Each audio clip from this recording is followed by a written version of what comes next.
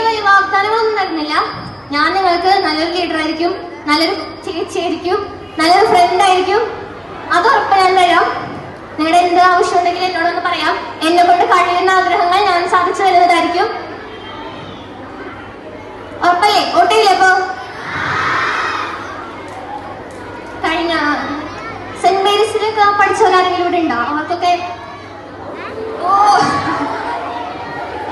ചിലവർക്കറിയായിരിക്കും, saint മേരീസില് ഞാൻ school leader ആയിരുന്നു.